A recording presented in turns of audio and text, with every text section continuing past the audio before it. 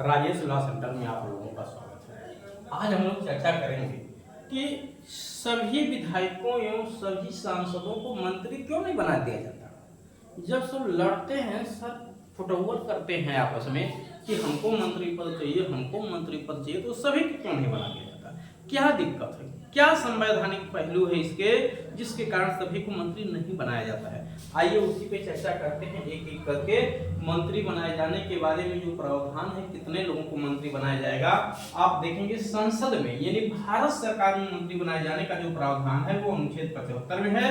राज्य की विधानसभाओं में मंत्री बनाए जाने का जो प्रावधान है वो आपका दो पार्ट में बटा हुआ है।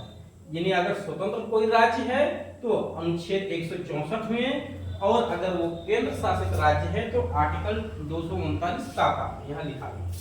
ठीक, यानी ये तीन जगह मंत्री बनाए जाते हैं। जो केंद्र शासित राज्य है वहां अनुच्छेद 239 का में, जो स्वतंत्र राज्य है जैसे उत्तर प्रदेश, मध्य प्रदेश, बिहार, छत्तीसगढ़, झारखंड, ठीक है, इन सब में 164 में, और जो भारत सरकार है यानी संसद में उसमें अनुच्छेद को केवल 75 में प्रावधान किया गया।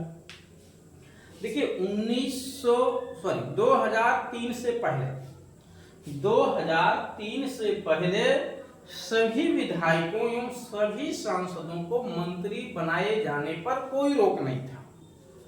कोई रोक नहीं था, ध्यान दीजिए, कोई रोक नहीं था, आप सभी को बना सकते थे। उसका इससे नुकसान क्या था जरा समझिएगा। क्यों नहीं बनाया जाता, क्यों रोक लगाई गई? इस पर रोक लगा दी। वो रोक कब लगाई गई ये भी चर्चा करेंगे कि सभी को मंत्री क्यों नहीं बनाया जाता। देखिए है क्या कि जब किसी व्यक्ति को मंत्री बनाया जाता है तो मंत्री सभी को बना देंगे आप, तो हर एक मंत्री पे जो सरकारी खर्च आता है वो बहुत ज्यादा होता है। यानी एक सांसद की तुलना पर मंत्री में पे खर्चा कम से कम 2-3 गुना ज्यादा होता है।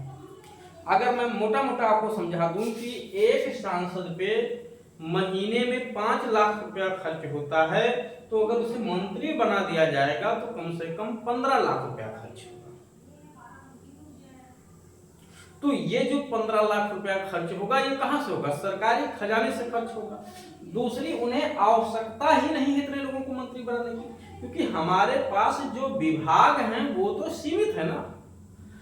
तो जितने बड़े बड़े विभाग हैं उसमें एक हेड मंत्री बना दिया जाता है, ठीक है, प्रमुख जो अपने विभाग का हेड होता है, चाहे उसको कैबिनेट मंत्री कहिएगा, कैबिनेट का भी दर्जा मिल गया है तो, या कम से कम स्वतंत्र प्रभार मंत्री है अगर वो अपने विभाग का हेड है तो। और बड़ा विभाग है जैसे रक्षा विभाग, गृह विभाग, कृषि विभाग, ठीक है, तो इसमें 1-2 उप राज्य मंत्री भी बना दिया जाता है। लेकिन बहुत सारे छोटे छोटे मंत्रालय हैं जिनके दायरे बहुत सीमित हैं, तो ऐसे हर एक मंत्रालय में, ठीक है, मंत्री नहीं बनाया जाता है।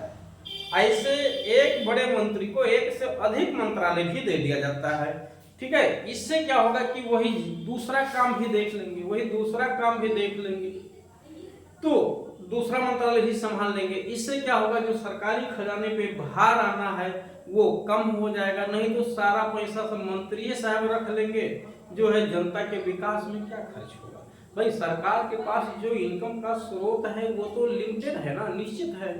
वो पैसा सब जनता पे खर्च करना है विकास के लिए। बीच में मंत्री बनाया जाता है जिसको विभाग को संभाले और विभाग के कार्य के लिए काम करें, विभाग को आवंटन होता है उस विभाग को। तो अगर बड़े पैमाने पे कर देंगे आवश्यकता से ज्यादा तो दुरुपयोग होने लगेगा। पहले जब इस पे रोक नहीं था, ये रोक आया है 91वां संविधान संशोधन 91st, ठीक है, 91वां संविधान संशोधन 2003, ठीक है, 2003 से ये रोक लगा दिया गया। 91st कॉन्स्टिट्यूशनल अमेंडमेंट 2003 में ये रोक लगाया गया कि जो मंत्री पद है वो मंत्री पद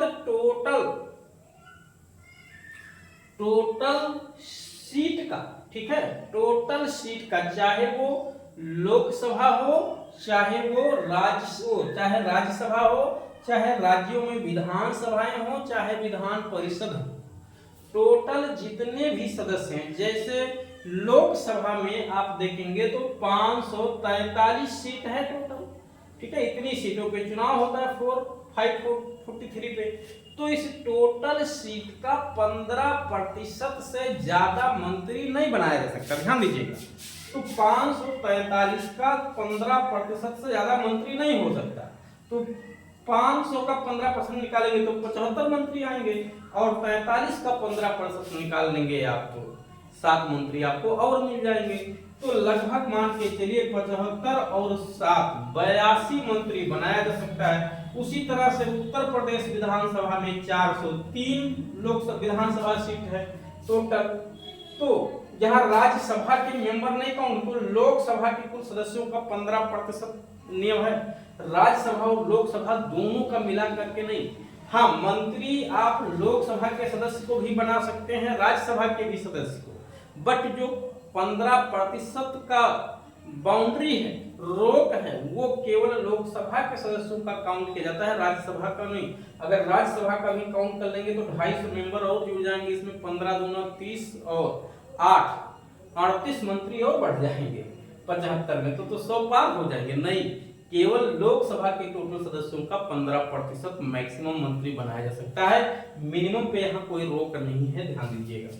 राज्य की विधानसभाएं हैं जैसे उत्तर प्रदेश है, यहाँ भी मैक्सिमम 15% मंत्री बनाया जा सकता है। तो उत्तर प्रदेश में 403 है, तो 15 चौका 60 और 3 पे आप 72 एक मंत्री और बना लोगे, 61 लोगों को मंत्री बना सकते हो, इससे ज्यादा मंत्री नहीं बना सकते हैं। उत्तर प्रदेश में मैक्सिमम 60-61 मंत्री हो सकते हैं, इससे ज्यादा नहीं हो सकते हैं।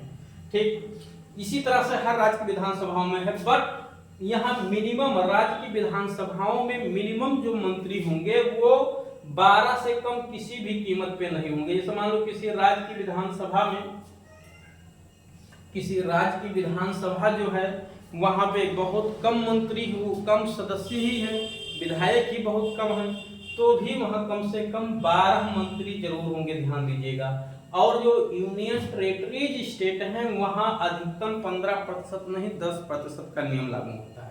यानी यूनियन टेरिटरी स्टेट में अधिकतम 10% मंत्री बना सकते हैं। 239 काका का खंड 4 आप पढ़ेंगे तो वहां साफ तौर से लिखा हुआ है, राज्य की विधानसभाओं में मैक्सिमम 15% और कम से कम 12 मंत्री जरूर होंगे, और लोकसभा में अधिकतम 15%। मिनिमम का कोई प्रावधान नहीं किया गया, यहाँ मिनिमम का कोई मतलब नहीं आएगा। ठीक है, मिनिमम आप 1-2 बना लीजिए, लेकिन 1-2 से काम कहाँ चल पाएगा इतना ज्यादा। तो इस तरह से ये रोक लगा दी गई, नहीं तो था बहुत बड़ी समस्या एक पैदा होती थी। ठीक है, एक बहुत बड़ी समस्या पैदा होती थी कि 100 लोगों को मंत्री बनाना पड़ता था, सारा जो बजट आता था ये सब यही खा जाते थे। तो ये रोक लगाया गया क्योंकि इसका बड़े पैमाने पे दुरुपयोग होने लगा था। तो 2003 में, ठीक है, उस समय गवर्नमेंट अटल बिहारी वाजपेयी जी की थी, उन्होंने ये संविधान में संशोधन करके इस पर रोक लगा दिया था कि इससे ज्यादा मंत्री नहीं हो सकते हैं, मैक्सिमम 15%। तो जितने भी सांसद हों, ठीक है, सभी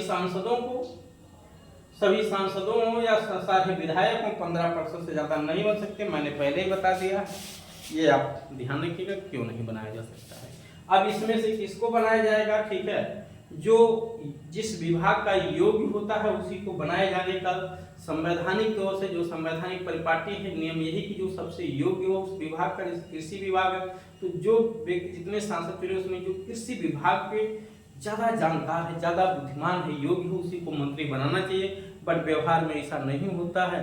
ठीक है, कुछ विभागों में होता है और कुछ चापलूस को भी मंत्री बना दिया जाता है, कुछ हारे हुए लोगों को भी मंत्री बना दिया जाता है।